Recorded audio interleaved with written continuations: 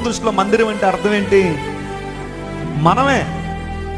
మనందరం కూడా ఆరాధించడానికి వీలుగా ఫెసిలిటీస్ని దేవుడు మనకి ఇస్తా ఉన్నాడు. ఇది ఒకవేళ ఎంత పెద్ద అయినా అవ్వచ్చు, కానీ అసలు సిసలైన మందిరం, దేవాలయం దేవుడు చూస్తూ ఉంటే ఆ దేవాలయం ఎవరంటే నువ్వు నేనే అంటున్నాడు ఇక్కడ. పేతురు భక్తుడు మాట్లాడుతున్నాడు, మనందరం కూడా ఆత్మ సంబంధమైన మందిరంగా ఏం చేయబడుతున్నామట? కట్టబడుచున్నాము.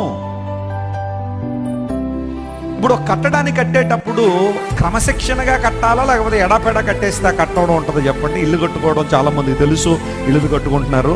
ఇటుకలు అక్కడోటి పెడితే ఇల్లు అవుద్దా, లేకపోతే ఒక క్రమశిక్షణతో పెడితే ఒక ఇల్లు అవుతుంది? ఒక ఆర్డర్లో కడితే ఇల్లు పూర్తవుద్దా? చాలా కట్టడాలు మనం కూడా కడుతూ ఉన్నాం. మందిరం కానీ, మెడికల్ సెంటర్ కానీ, లేదా ఈ ప్రక్కన బిల్డింగ్ కానీ, ఇవన్నీ మనం కడుతున్నప్పుడు నేను అప్పుడప్పుడు ఆ మేసన్స్తో కాసేపు మాట్లాడుతూ వాళ్ళు ఎలా వర్క్ చేస్తున్నారో చూస్తూ ఉంటే, ఇటుకలన్నీ పేర్చిన తర్వాత